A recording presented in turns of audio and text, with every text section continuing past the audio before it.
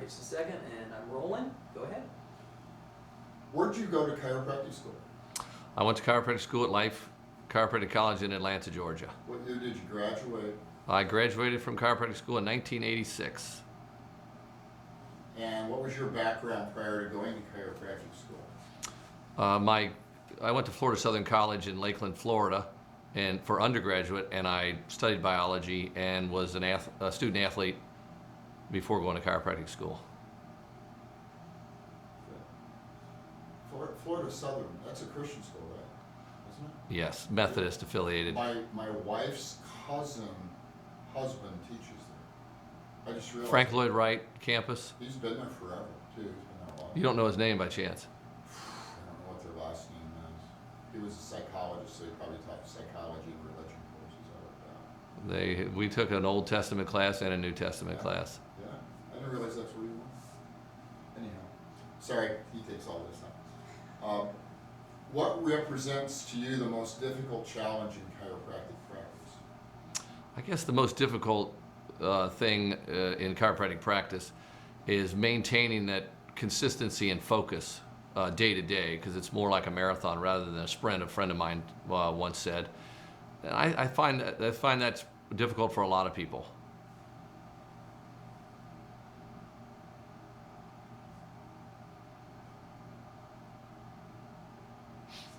How about most rewarding? What's been the most rewarding aspect? The most rewarding thing about a practice, I think everyone says that, helping people is the most rewarding thing, and I of course agree with that. But there's also some other rewarding things. Like, I just like the continuous learning. I find that very rewarding, to feel like you're always learning more and getting better and doing more with that. So it's been very rewarding in that regard, and also rewarding just from a job satisfaction standpoint, career satisfaction standpoint. I've just really enjoyed the work, and a lot of my patients go to work every day not thrilled to be going, and I like going to work. What's the most important personal attribute that you would need to practice? The most important personal attribute for practice, I would have to say, it's hard to say one thing. I say passion and certainty. If I had to pick one, I guess passion, having a passion for what you're doing, being excited about what you're doing. The certainty part is very important, because patients want you to be confident. They want you to not be cocky. They want you to be confident. They don't want you to lack that confidence. They can sense that. So I think it's important that you have that certainty. So I have a hard time deciding which of the two is most important. But if you're not excited about what you're doing, whether it's chiropractic or something else, it's a long life. So I'm just very happy that I still find it fun to do this. What's the secret to the longevity in practice? Well, for me, the secret to the longevity in practice has been continuously learning and getting better, I feel like, at what I'm doing. I came out with a certain number of tools out of chiropractic school, and that there's some limitations to that. And as I've added other tools, I've gotten better at helping some things, and I've gotten to where I can help things that I couldn't help when I initially came out of school. So the idea that I was able to improve or build my toolbox of skill set, I think it was really great. How does one keep their focus in practice? How does one keep their focus in practice? I think for me, the big thing for me was to continue to learn more stuff. I'm repeating myself, but the fact that I can keep learning keeps me able to come back to focusing and gets me re-energized when I learn new information and new material. So for me, that has really helped me bring it back around to maintain a day-to-day focus. Obviously, you're helping people, and that you get a great satisfaction from that, and that's the primary thing. But after a while, anything you need to infuse some more energy, some more life, some more learning, in my case, to what you're doing. How does one best deal with third-party reimbursement? The best way to deal with third-party reimbursement. Well, here's the thing I keep telling myself about third parties. My patients are very appreciative that my office helps them with their third party, with their insurance company. So they're very appreciative. I may not like it, but my patients really appreciate it. So I remind myself of that. And then after that, you have to document what you're doing and have a logical sequence to what you're doing. And when things don't make sense, you get in more trouble. So if someone's, for example, the easy ones are if someone's not getting better, are you getting any diagnostic testing done? Are you getting someone else to evaluate your patient? Are you doing a reevaluation and starting over and saying, okay, now let's try this again. What did I miss on my original exam? Let's see if I can figure it out this time. If you're not doing one of those things, you have more trouble with the insurance companies. Do you feel that a cash practice is a viable option? A cash practice is certainly a viable option. It's being done all over the country. I haven't seen it done a lot in my particular area successfully. I know that it's being done in a lot of places, and like I said, done very successfully. I can tell you that in our office, I guess it was 2012 was the last time we checked, but about 75% of our income for the office was cash directly from our patients. So we're pretty close to a cash practice anyway. In other words, if a patient has a $50 copay or a $5,000 deductible, they're paying the bulk of their bill anyway. So we're close to a cash practice. We just don't advertise it that way. But if your heart is in it that you don't want to deal with insurance companies at all in any way, shape, or form, that's certainly another way to go. What was your best chiropractic miracle? My best chiropractic miracle, it's kind of an odd story, but I was very early on in practice, and I had a grandmother who I had treated bring her granddaughter in, who was very, very young. I would say she was 3 months old maybe, and her symptoms were she was repeatedly vomiting and had been doing so for 3 weeks. And so she brought her in for me to check because they'd been everywhere to the children's hospital and they're finding nothing and they don't know what's going on. So I was young and out of school and quite frankly didn't know any better. I said, well, let me check. I don't know, let me see. So I adjust her, baby quits vomiting. That mother's referred me 50 patients the grandmother's referred me 50 patients over the years. And it was just amazing. I don't really know why. I mean, you could say it was spontaneous, but I mean, it was 3 weeks nonstop problem and one adjustment and it was done. And it was great because, like I said, the grandmother has referred me a ton of patients. Do you think chiropractors should be able to write limited prescriptions?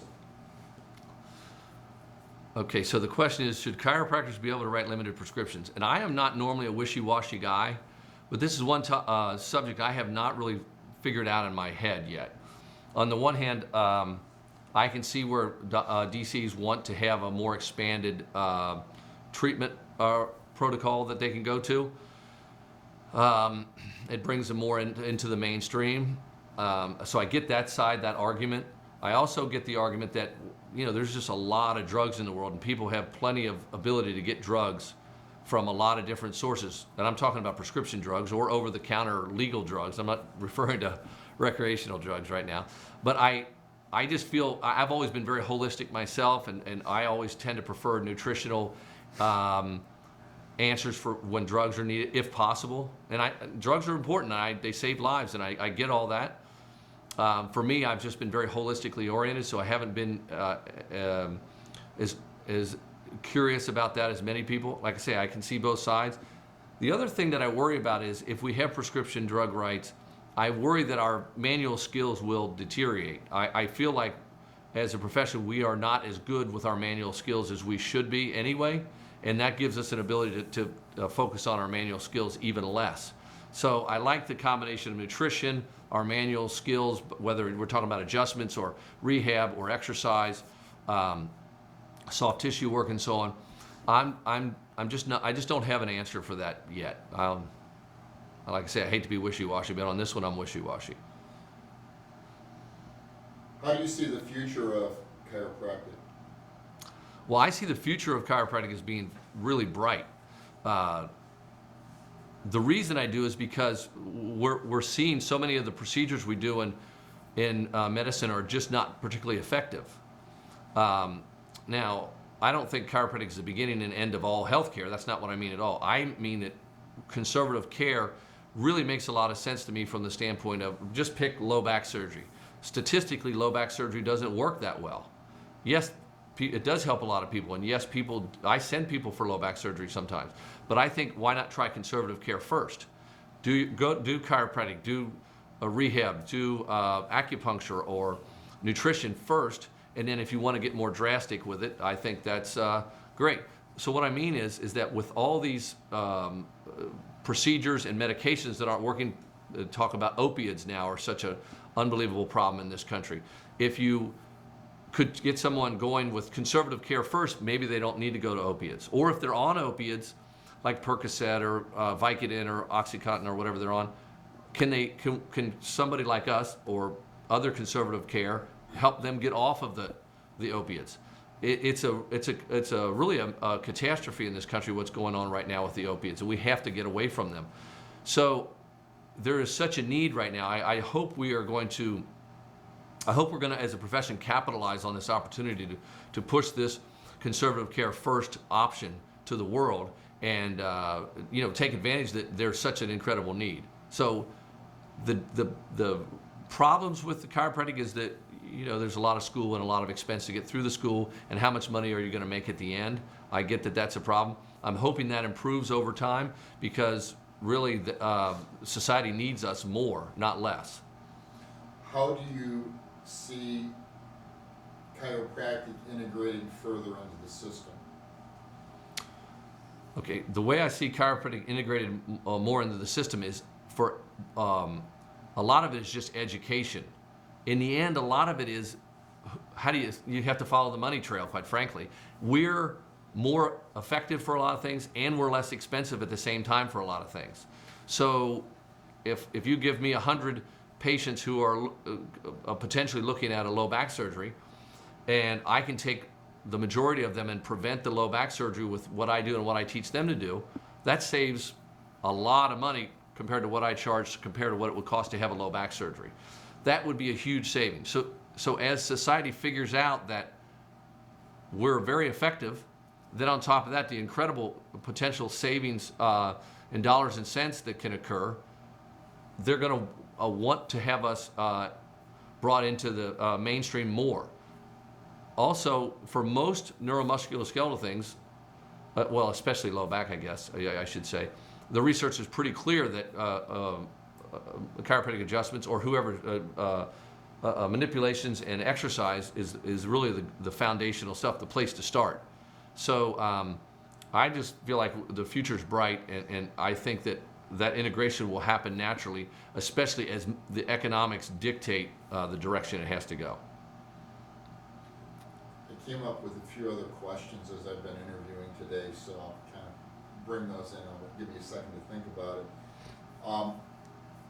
The question will be, what do you see government's role in the practice now compared to where it used to be, and where government's going to come in more?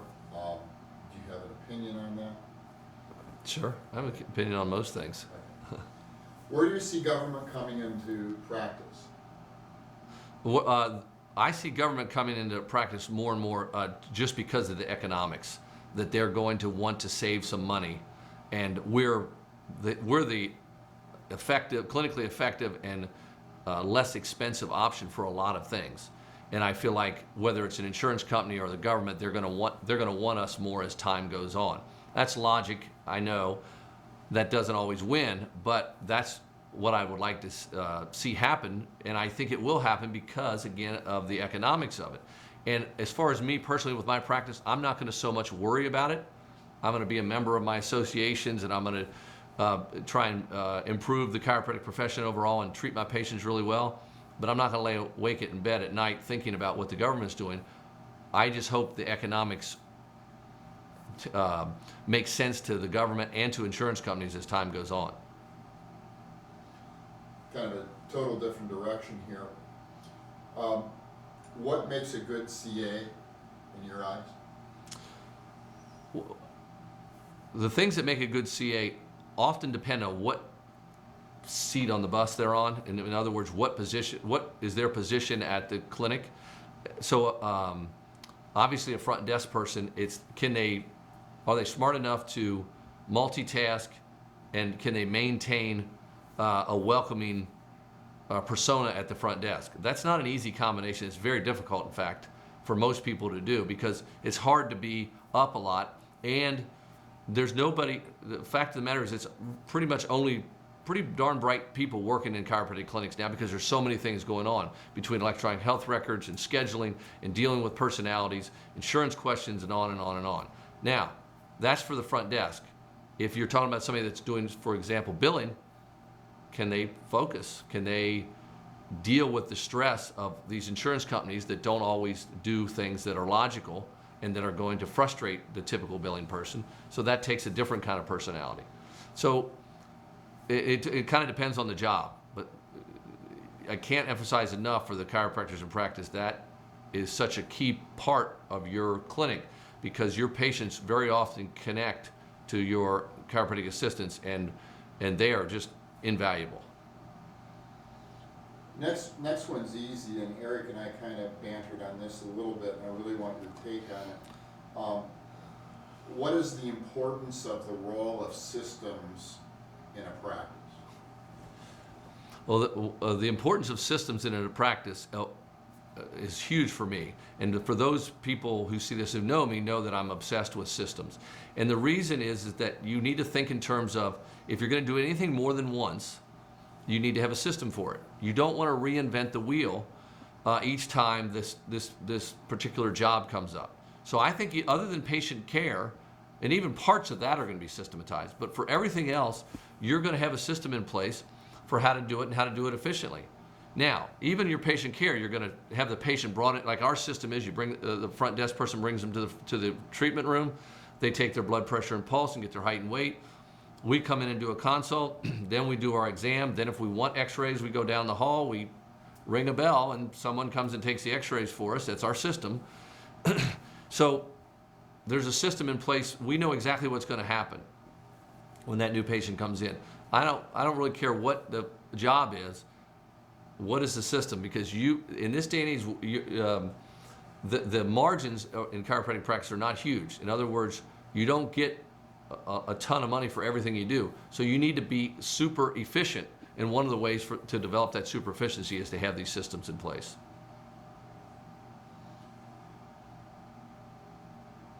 What do you feel, let me rephrase.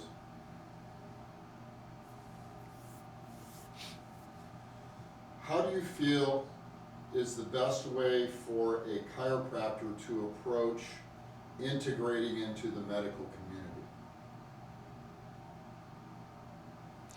The way I think, the way I think that is probably best for chiropractors to integrate into the medical community, well, in certain parts of the country, they're going to work in offices. That's obviously they become part of it right from there, in orthopedic groups or neurosurgery groups or physical therapy departments and so on. But for the practitioner that's out on his own, communication is the biggest way, and that means letters. We always do letters to the family doc or referring physician. We do that routinely, and I think that's a big helpful way. And then also just getting out in your community, and if you're doing a good job, you're going to meet these people, develop friendships just like you would anyone else, and then they understand that, hey, this guy's bright and he makes sense with what he talks about, and that just developing those relationships, those personal relationships, goes a long way also. Great. If you could only give one tip to any new chiropractor starting out in practice, what would it be? If I could only give one tip to a new chiropractor starting out in practice, this is going to seem odd, but I would tell them to really develop the ability to do focused listening. Now, I really want to emphasize, that doesn't mean you have to sit down and let somebody talk for 2 hours about nothing. We have most of our history done on the patient intake form. but then you have to dig on certain parts of that and really find out what's going on. The patient's going to tell you what's going on. Now, some people are better historians than others, but a lot of your patients will tell you what is going on, and it will help direct you on what you need to examine and what you need to treat. So the ability patients are often used to people not listening to them, whether it's the guy on the street or previous doctors they've gone to. But a lot of times the patients are very appreciative that you actually listened to what they said, and then they felt like you heard it, really understood deep down what was going on. So a lot of times a patient will say, yeah, I have pain in my low back and going down my left leg. And I'll say to them, so the pain goes from your low back down into your left leg. Not so much that I don't want them to think I was not, it just reinforces that, hey, this guy heard what I said. But that focused listening is what I would say would be the starting point. What single communication skill, or maybe there's a group of communication skills, do you feel important to a chiropractor interacting with patients? Obviously, listening skills are a big one, because that was your number one. But what other communication skills do you think are necessary to succeed? So the communication skills that are necessary to succeed, obviously focused listening is number one. But when you're talking to the patient, you need to bring things into a very focused, simple explanation of what's going on. They're not going to understand the neurophysiology of the vertebral subluxation complex, but they will understand if you say this joint's locked, this muscle's weak, you're in a pro-inflammatory state, you need to change your diet. They're going to understand those things that are simple and direct. So my report of findings early on in practice took quite a while. Now my report of findings is just a couple of minutes, because I get right to the chase. I tell them I try and categorize them with a good exam to figure out what will be the optimum treatment, so then I know what treatment is to do best. So not trying to turn them into a chiropractor. I always, if you're a chiropractor and you're talking to your accountant, do you want him to really use his most complicated accounting terms, or do you want him to simplify it for you? Obviously, you need to be able to understand it. Same if you're talking to your lawyer or whatever. So if you keep that simple, that's helpful. Then the one other thing I would say is communicate with your examination. Be thorough. Really examine what's going on with the patient. Don't just seem distracted and go through a cursory exam. Figure out what's wrong. They know that your exam is better and more comprehensive than anyone they've ever been to, and they appreciate it. The last question I have formally, and then if you want a free form here at the end would be great. What role does personality have in practice? Well, I feel like the role that personality plays in practice is, obviously, your patients want to connect to you. But if you're not the biggest personality in the world, that's not the end of the world. Play to your strengths. People like doctors who are also serious and who are professional and doctorly, if you will. So you don't necessarily have to be the funniest guy in the room, but you don't necessarily have to be anything except what you are. But they have to know that you're involved. I always tell this story about a patient I had treated for a long time, and I was examining her knee, and I went through it, long and complicated history and exam, and figuring some things out, and I was teasing her at the end because I've known her a long time. I said, well, thanks for being interesting. And she said, well, thanks for being interested. And I always remember that because she knew I was trying to figure it out, and she appreciated that I was trying to figure it out. I couldn't completely fix her problem, but she knew I was trying to figure it out. I was going to be able to help her get some help if I wasn't the right one. So that communication, whatever your style is, it can work for you. Another question. You've worked around a lot of young doctors. What do you think is the biggest misconception young doctors have coming out into practice, whether it's associate practice or starting a practice or assuming a practice? So the biggest misconception, there's probably several, but one, because we all have had them. But I think that currently the biggest problem is they think that everyone's going to be better in 2 or 3 visits. someone has a 5-year history of whatever, low back pain, and they come to you and say, you know, I'm 60 years old, I've had back pain for 5 years, off and on for many years before that, and the young docs often feel frustrated because in 2 or 3 visits, nothing's changed. And my approach would be different. I just tell them that, hey, you know, you've had this a long time, it's gonna take us a little time to work with this, we need to change how your body works. If we do that, you should get better, and if we don't, and you don't get better, then we'll have to look into other things, x-rays or MRIs or whatever else might be going on. But we give it a good clinical trial to see if we can find out if we really can help. So they're not all gonna get better in 2 visits. You know, if the 15-year-old tennis player comes in and strain their knee or their back, a lot of times they're better in 2 visits, that's great. But a lot of your patients are gonna be, you're gonna have to put them on a plan, give them time to get better, and then see, you know, and then see how they respond. Any burning thoughts, desires you have to impart to chiropractors? Well, I guess the last comment I would have is just the fact that I really do think that this is a great time to be a chiropractor, and I really emphasize this conservative care first model. A lot of people are realizing that natural can be the best way to go for a lot of things, whether we're talking about real food or real exercise, conservative chiropractic care, or you can add in the other conservative treatments, whether it's physical therapists or nutritionists or acupuncturists and other manual care people. The natural holistic way is a great way to be healthy, rather than trying to drug everything or cut everything. And like I say, I tell people they need medication when they do. I tell people they need surgery when they do. But my natural instinct is to see if I can avoid the surgery, avoid overly medicating, and trying to do conservative care first. Anything else? We're good. I think we're set. Yeah, that was great. Thank you very